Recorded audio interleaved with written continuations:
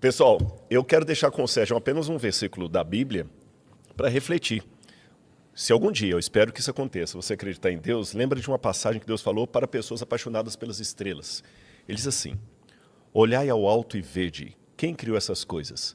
Aquele que faz sair o seu exército de estrelas todas bem contadas, as quais ele chama pelos seus nomes. Por ser ele grande em força e forte em poder, nenhuma só venha faltar.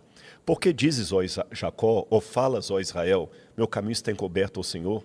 Não sabes, não ouviste, que o eterno Deus, o Criador dos confins da terra, não se cansa nem se fatiga? Não se pode esquadrinhar o seu entendimento. Faz forte ao cansado e multiplica forças àquele que não tem nenhum vigor. Os jovens se cansam e se fatigam, e os moços de exaustos caem. Mas os que esperam no Senhor renovam suas forças. Sobem com asas como águia, correm e não se cansam, caminham e não se fatigam. Isso foi escrito pelo profeta Isaías no 8º século a.C. Tá bom? E é com essas palavras também que eu me despeço de vocês. Não esqueçam também de... Que foi, meu bem? Ah, eu esqueci, eu já estava esquecendo das perguntas, Sérgio. Por isso que eu não posso ser âncora de podcast. Não estou despedindo de vocês, não. Tem os superchatos aqui, eu esqueci. Eu que estou sendo um super chato. Ainda bem que eu tenho a dona Laura ali. Ó, gente, isso aqui que é o David, tá bom? Que trouxe bombom para o Sérgio, que não deveria. Vamos lá, então. Tem uma pergunta sincera. Eu li uma pesquisa na internet que diz que a profecia de Daniel foi mostrada para Alexandre o Grande. Isso é verdade? Temos provas arqueológicas disso? Abraços aqui do Parque Alvorada. Vim da live anterior. Viu? Quem falou aqui foi o Lucas. Lucas, eu já ouvi essa história, mas não tem nenhuma comprovação absoluta dela. Flávio Josefo fala alguma coisa nesse sentido, mas... é uma descrição de Flávio Josefo, e que até o Alexandre ficou empolgado porque viu que o reino dele cresceria ali, mas na arqueologia nós não temos nenhuma prova disso. Boa noite. Poderiam falar sobre o Marajoara I e como isso vai mudar nossa realidade, tanto na ciência como na fé? Você sabe o que é o Marajoara? Marajorana I. Não é Marajoara, não. Marajorana I. Eu não sei o que é. Não sei o que é, não. Jade, desculpe, Jade, eu não estou sabendo o que é também. Perdoe-me, nem eu nem o Sérgio estamos sabendo, então acho que não vai mudar muita coisa, não. Fala, Rodrigo Silva, fala, Sérgio Foguete, @ Sérgio Foguete, esse é o seu mesmo, não é do outro não, né? Não é o meu não. Mas... Então você está mandando para o Sérgio errado, viu? Tudo bem. Sou fã do trabalho de vocês. Qual a opinião de vocês sobre a teoria do boundary do Hawking? Teoria do boundary? Do boundary, do Hawking, do Stephen Hawking. Eu conheço pouco da teoria dele. Não sei que teoria que é. Não sei se você está falando da teoria dele da evaporação de buracos negros, que é a radiação Hawking, entendeu? Uhum. Cara, é uma teoria, a tese de doutorado do Stephen Hawking propondo que os buracos negros, por flutuação quântica, eles vão aos poucos perdendo matéria, ou seja, eles vão evaporando. E pode ser que um buraco negro deixe de existir. Só que isso é só uma teoria. Um negócio muito importante o pessoal entender na física, você precisa ter a parte teórica bem definida, que é a matemática, a física. Não pode, por exemplo, não, eu atravessei a tela desse computador. Isso não existe fisicamente, porque eu bato aqui. Então tem que estar a física e a matemática bonitinha. Isso a gente chama da teoria. E depois tem que ter a parte experimental. A parte experimental tem que estar de acordo com a teoria. Então, a radiação Hawking, ela teoricamente está lá bonita, é a tese de doutorado dele. Mas ela não foi provada ainda. Não foi provada experimentalmente. Só tem um setor da física que aconteceu o inverso, que é a física quântica. A física quântica, primeiro nós observamos acontecer um fenômeno e depois eles foram atrás de uma teoria para explicar. Mas normalmente o que você tem que fazer é isso, você desenvolve teoricamente e depois você bola um experimento para explicar aquilo. Enquanto não tiver essas duas coisas, tanto que o prêmio Nobel hoje de física ele é dado para os dois grupos. Matemático e... Para o grupo teórico e para o grupo experimental. No caso do Einstein, então, até Sobral... O Einstein não ganhou o prêmio Nobel por causa da relatividade. O Einstein ganhou o prêmio Nobel por conta de um negócio chamado efeito fotoelétrico. Sim. Que você ele deu depois para a esposa lá e tudo, né? Que você usa todo dia. Todo dia. Todo dia. Sabe aonde? Na porta do elevador. Sabe quando você põe a mão na porta do elevador para ela voltar? Aquilo ali você está usando o efeito fotoelétrico desenvolvido pelo Einstein ganhou o prêmio Nobel. Você usa um prêmio Nobel todo dia. Não foi pela teoria da relatividade. Não foi. Ele nunca ganhou o prêmio Nobel pela teoria da relatividade. Dizem que é um grande... Também quem diz que uma vez perguntaram para um Lemaitre assim, dizem que há apenas 2 pessoas, fora o Einstein, que conseguem entender a teoria dele. Aí o Lemaitre falou assim, quem que é o segundo? Exato. Só sei de mim. Rodrigo aqui. Rodrigo, fala sobre Orion. É uma dúvida sincera. O Rambler Guzmão. Ô, Rambler, eu teria muito mais tempo aqui, o Sérgio também. O que eu posso falar sobre Orion é que é interessante que Orion, ele, em todo o passado, ele é colocado sempre como símbolo de uma figura salvadora que destrói um boi celestial, a constelação do Taurus. O Orion é o caçador, que a gente chama, né? Que destrói, é o caçador. Nos egípcios era o Osíris, depois virou o caçador, o Orion. Uma das estrelas dele tem um nome curioso, é um nome que vem do hebraico via o árabe, que é Betelgeuse. E tem outros, Rigel também. Exatamente. Né? Que deve Rigel, sim, mas a Betelgeuse ela é interessante porque significa portal de Deus. Betel, início do portal de Deus. E alguns falam de uma coisa muito interessante sobre uma luminosidade que vem de Orion, mas eu estudei isso há tanto tempo e parei, me desatualizei, eu não teria nem Orion tem várias coisas legais, né? Tem as 3 Marias, que é o cinturão do caçador. Tem a nebulosa de Orion, que é a espada do caçador, né? Só tem um problema, tá? Aqui no Brasil... A gente vê de cabeça para baixo, isso que eu ia falar. No hemisfério sul, a gente vê ela de cabeça para baixo, porque isso é uma coisa triste, né? Porque todas as constelações, as 88 constelações do céu, elas foram definidas no hemisfério norte, principalmente pelos europeus, mas vindo da tradição do Oriente Médio. Então, quando você olha aqui, está tudo de cabeça para baixo. Tá aí. Como é que o terraplanista fala? Porque se a Terra for plana, o Orion deveria estar do mesmo... Exatamente. Eles falam que primeiro, para eles não existe isso aí. Né? É verdade. Porque isso aí está fora do domo. Então não pode. Tá tudo bem. Deixa pra lá. Mas uma outra hora eu posso falar mais sobre Orion, tá bom? Que mais aqui? Não, Nero reencarnou... alguém colocou aqui, Rodrigo A. Santos. O Rodrigo está falando aqui. Não, Nero reencarnou como João Paulo II. Eita! O mesmo Deus que proibia consulta aos médiuns é o mesmo que mandava matar mulheres e crianças e ovelhas. Rodrigo, calma, calma. Lembra que eu falei, acho que foi aqui ou foi na Ciência Sem Fim, que eu falei até daquela pedra lá da Meremptah, que tem hipérbole. Israel, matei sua criança, sua prole não mais existe. Então, quando a Bíblia fala, vai lá e mata a mulher de peito, aquilo é uma hipérbole, tá bom? Que a gente tem isso também no Código de Mecha, que é aquele que está ali também, tem essas hipérboles. Então, tem que olhar a Bíblia dentro do seu contexto, senão a gente pode interpretar de ponta cabeça aí o texto bíblico, tá bem? Tanto é que, por exemplo, a Bíblia fala que Deus mandou matar as mulheres e crianças amalequitas. E um capítulo depois estavam os amalequitas atacando de novo os judeus. Se eles mataram todas as crianças, mulheres e todos os amalequitas, não sobrou ninguém, como é que estavam? Então não confundamos hipérbole com descrição literal. E nem mentira. Isso aí você ensina tudo no seu curso. Sim, lá da... Exatamente, no Bíblia Comentada. Eu até sugiro você, Rodrigo, faça o Bíblia Comentada comigo, não é para entrar para o meu bolso, não. Lembra que Bíblia Comentada, em primeiro lugar, eu até vou mudar, porque no início eu ficava com muito medo assim, porque você pode vender um curso de astronomia. Não tem problema, beleza. Mas um curso de Bíblia, o cara está vendendo Bíblia, virou mercantilista da fé, mais esses oportunistas e tudo mais. Não é nada disso. Aí eu ficava assim, gente, vamos ajudar a construir um museu, vamos ajudar a construir um museu. Os próprios alunos do Bíblia Comentada me corrigiram, Rodrigo, o museu é muito legal, mas está sendo tão bom para a gente o conteúdo que a gente está com medo que a hora que o museu ficar pronto, você não vai mais ter o Bíblia Comentada. Curso, né? Então hoje primeira coisa, o Bíblia Comentada vai ajudar você a conhecer mais a Bíblia, com mais detalhes arqueológicos, historiográficos, da língua básica. Eu trago outros acadêmicos para falar comigo e a plataforma está aumentando cada vez mais. Tem mais coisas surgindo aqui, eu não vou dar spoiler agora, senão a Laura me bate, mas tem coisa muito legal chegando aí, tá bom?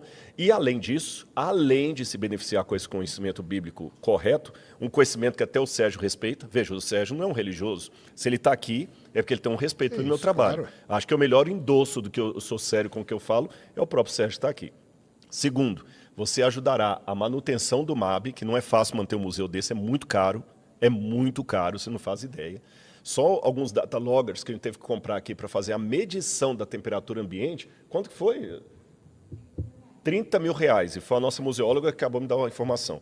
Então, quer dizer, tudo é muito caro, 30 mil reais só para ter uns breguetinhos. Aqui, esse negocinho que está aqui dentro para medir a temperatura aqui dentro. Para manter, né? Senão... Então, você vai ajudar a manter o MAB, as pesquisas do MAB, de escavação, e, além disso, você também, a partir de agora, vai ajudar também no braço social do MAB, que é ajudar através de bolsas de estudo, pessoas em situação. Lembra que o Rio Grande do Sul, a gente mandou lá quase R$500 mil, uns R$400 mil a gente mandou para o Rio Grande do Sul daqui do museu. Tá bom? Vamos aqui mais 2 perguntas para a gente já finalizar. Olá, Rodrigo e Sérgio. Queria perguntar para o Sérgio, o que acontecerá se o sol literalmente parasse, como está no livro de Josué? Eu vou falar para você o que é o negócio. Josué tem uma parte lá que o Josué fala assim, o sol detente no vale. Né? Quando ele tava, aí o sol demorou a se pôr para eles batalharem lá. Aí alguns entendem que o sol realmente parou no céu desde a ótica e tudo, então para parar a Terra teria que parar de girar, aquela coisa toda. Só que, astronomicamente falando, seria uma coisa muito estranha se isso acontecesse. Né? Então, eu já tinha ouvido falar, aí você me corrigiu aqui quando eu falei, né, que eu já tinha ouvido falar que esse lance do sol parar, o pessoal interpreta como se fosse um eclipse, entendeu? Que o sol parou e tal por um tempo para o pessoal continuar guerreando. E eu já cheguei a ler em algum lugar então que isso era um eclipse. Eu te respondi errado. Eu pensei que quando você estava falando assim, alguns confundem o eclipse com o sol parar, e que ali seria uma questão de que tem um professor, Daniel Weistum, que ele acredita que pode ser um fenômeno astronômico de um eclipse que dá a entender que o sol realmente parou. Exatamente. Desculpe, eu vou corrigir a minha correção. Tá. Mas é que falou de uma maneira genérica, seria isso aqui. Então seria isso. Mas já tem estudos sobre isso na astronomia. Depois procura, viu? Só para ver que é o artigo do professor Daniel Weistub. Se você procurar Daniel Weistub, o artigo não está em português, mas você pode ler um artigo acadêmico. Mas, de qualquer maneira, só para saber assim, se isso fosse literal, se a Terra parasse, se a Terra parasse, pessoal... O que aconteceria? A gente ia sair... Eu acho que essa é a pergunta dele. A gente ia sair voando imediatamente, porque a Terra está girando muito rápido, né? Assim, é muito rápido ou muito devagar? Aí os terraplanistas falam que a Terra gira muito rápido, entendeu? Você acha que a Terra gira muito rápido? Ela demora 24 horas para dar uma volta em torno do seu eixo.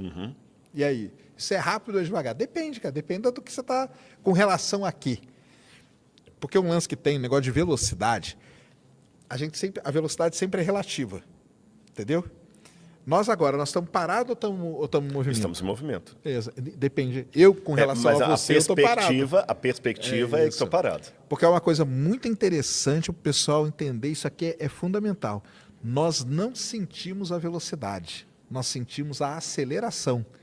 A aceleração é a variação da velocidade. É verdade. Se eu colocar você num carro a 100 km por hora, e tiver uma montanha lá, a montanha está parada. E você andar no carro a 100 km por hora, você não vai sentir. Agora, se eu colocar você num carro a 100 km por hora e de repente pisar no freio, você vai sentir a variação da aceleração. Então é isso que a gente sente. A Terra, ela gira, a velocidade dela é constante, então a gente não... Porque muita gente fala assim, eu estou aqui, eu não estou sentindo a Terra girar. Você não vai sentir. Agora, se ela parar, na hora... O que ia acontecer? Montanhas, ia ser uma catástrofe geológica tão grande. Como se fosse um carro freando. Exatamente. Como se fosse um carro freando. Toda a inércia ia... Toda a inércia ia você ia sair voando a uns, 2.000 km por hora, uma coisa assim. Um acidente geológico catastrófico no planeta, entendeu? Então, a gente ia perceber na hora que a Terra parou. Pensou? Mas às vezes assim, nem precisa da Terra parar, não. Vem uma mãe com um chinelo na mão, a gente sai tudo voando também. Sai voando. Aí a gente pega a velocidade da luz. Ó. Então aí, quem fez essa pergunta aqui só tá LC, viu? Por isso que eu não coloquei o nome aqui. Obrigado aqui. O LC mandou inclusive um superchat aqui também, ó, gente. Esse pessoal, tudo que eu tô lendo aqui, obrigado aqui, ó. O Lucas Vinícius aqui, mandou R$20. Eu vou perguntar a pergunta do Lucas também. Rodrigo, se Deus é onisciente, onipotente, que sabe tudo o que acontece, por que ele criou Satanás sabendo que o iria se rebelar? E para o Serjão, se Jesus aparecer na sua frente e fazer um milagre, você acreditaria? Eu vou deixar o Serjão responder primeiro, depois eu respondo. A pergunta para você é essa: se Jesus aparecesse na sua frente hoje, é o Lucas Vinícius, e fizesse um milagre? Aí lógico que eu ia acreditar, né? É igual se um ET aparecer na minha frente agora, na hora que eu estiver saindo, baixar um ET na minha frente, eu acredito, cara. Mas aí tem um negócio muito legal com o negócio de ufologia. Eu já fiz muita observação, vigília. Mas você nunca viu nada? Eu nunca vi nada. Aí o pessoal fala assim, lógico que você não viu. Eu falei, lógico por quê? Você não acredita. Não tem fé. Eu falei, quer dizer que ele só aparece para quem tem fé. Aí fica fácil. Muito interessante, é verdade. Viu? Bom, para mim, aqui, eu acredito que o milagre já aconteceu, viu, o Lucas? Respondendo para o Sérgio aqui. Porque aquela conta matemática da probabilidade Da vida, né? da vida Da vida. ser tudo, isso para mim já é um milagre. Deixa eu falar do modelo Big Bang. O modelo Big Bang é um milagre. Ele é um milagre. Eu posso até não acreditar em Deus. É um milagre sem Deus, mas é um milagre.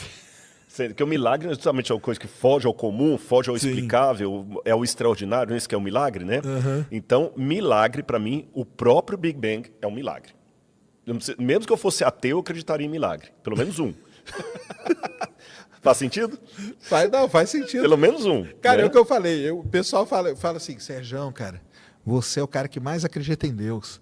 Porque é aquilo que eu falei, né? Toda vez que você explica o negócio da vida, você está provando para todo mundo. Eu falei, cara, eu não acho isso, mas tá Agora, Lucas, como você falou assim, se Deus é onisciente, onipotente, quando explicar a criação de Satanás, lembra o versículo que eu li para o Serjão aqui de Isaías? Que eu falei assim, não se pode esquadrinhar o seu entendimento? Como é que eu posso entender a cabeça de Deus? Por que Deus permitiu que certas coisas acontecessem? Eu não sei. Eu só sei o seguinte, quem pagou o maior preço é o próprio Deus, porque Jesus é aquele que vai manter por toda a eternidade a sequela da crucifixão. Eu tenho uma marca aqui, uma cicatriz, de uma operação que eu fiz da coluna. Na ressurreição, essa cicatriz vai desaparecer. Alguém que anda manco, na ressurreição não vai andar mais, mas Jesus, mesmo no seu corpo glorificado, ele estará para sempre mantendo as marcas da crucifixão e ele estará para sempre num corpo humano. Então, quando perguntam por que Deus permitiu tudo isso acontecer, sendo que ele sabia, eu pergunto de volta, quem pagou o maior preço? É o próprio Deus, tá certo?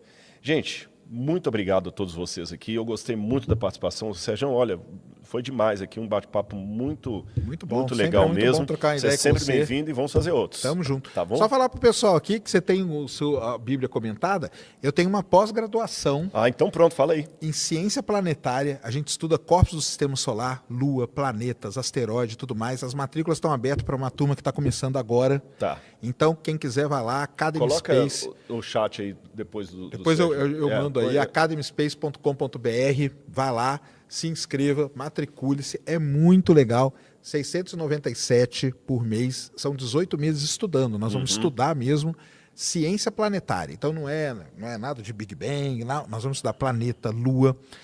Tem muita gente legal que já passou por lá, tem vários trabalhos, tem trabalho publicado em revista internacional dos meus alunos. Que legal. É uma pós lato sensu, totalmente online, então se você é de fora do Brasil pode fazer, se você é de qualquer lugar do mundo pode fazer. Tem muita aula já lá e todo sábado eu dou aula para meus alunos, ao vivo, e é muito legal, a gente faz um grupo... Aula síncrona. Aula síncrona e tem as assíncronas já, né? Tem aula síncrona e todo ano tem um congresso onde esse pessoal apresenta trabalho e eu faço um livro com o trabalho de todos eles. Então vão lá, estou esperando vocês, vai ser muito legal. Aí, gente, então venha ser aluno do Serjão, seja meu aluno também, muito obrigado. Sérgio está sempre bem-vindo aqui. Tamo junto. Segue a gente nas redes sociais. Um Valeu. abraço, beijo no coração. Tchau, tchau.